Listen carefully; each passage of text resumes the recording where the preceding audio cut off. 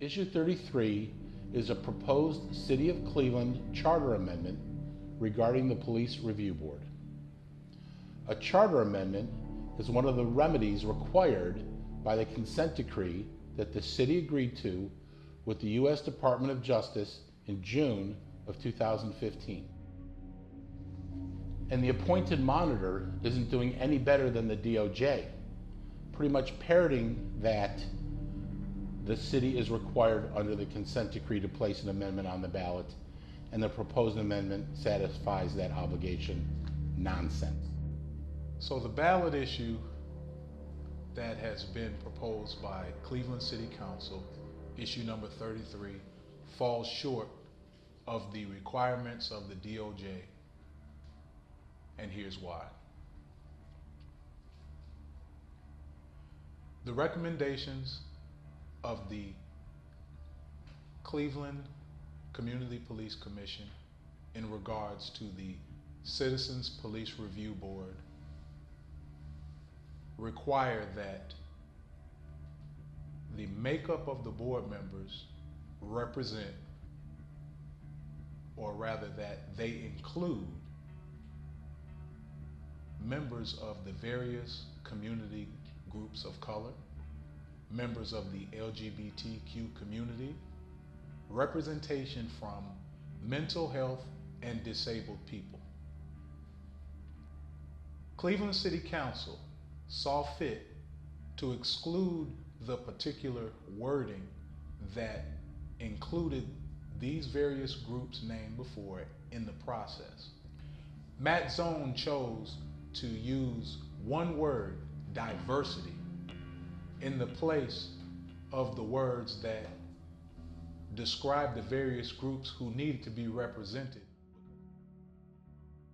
In its investigation report dated December 4th, 2014, the Department of Justice found that the Cleveland Division of Police has been engaging in a pattern or practice of constitutional violations for decades.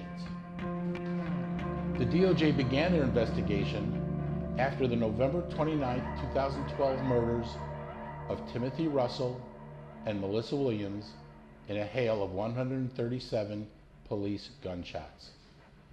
The report was issued just days after the November 22, 2014 murder of Tamir Rice by a Cleveland police officer. Here's part of what that December 4th, 2014 Department of Justice report says.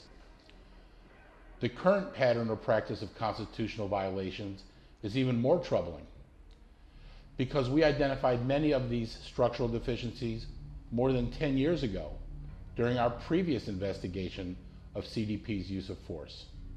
In 2005, we found that Cleveland had abided by that agreement and it was terminated. Ask yourself this simple question. If the DOJ hadn't simply quit trying to attain bias-free constitutional policing by the Cleveland Division of Police in 2005, do you think Tamir Rice, Timothy Russell, and Melissa Williams would be alive today? The city of Cleveland is currently in the middle of negotiating the terms of the police union contract, known more so as the collective bargaining agreement. The police unions are most assuredly going to negotiate the terms of the collective bargaining agreement that they reach with the city. They're going to negotiate the terms in the best interests of the police officers. And the advantage they will now have is by the city drafting such weak charter, they will be able to circumvent the policies that are supposed to be in place to protect the citizens from these very perpetrators of Fourth Amendment right violations. If all any of them is going to do is require a check mark next to each of the 403 individual remedies set out in the consent decree, why bother even having the Cleveland Community Police Commission? And why bother even having all those community meetings where we the people explain what we think is necessary for community policing and bias-free constitutional policing.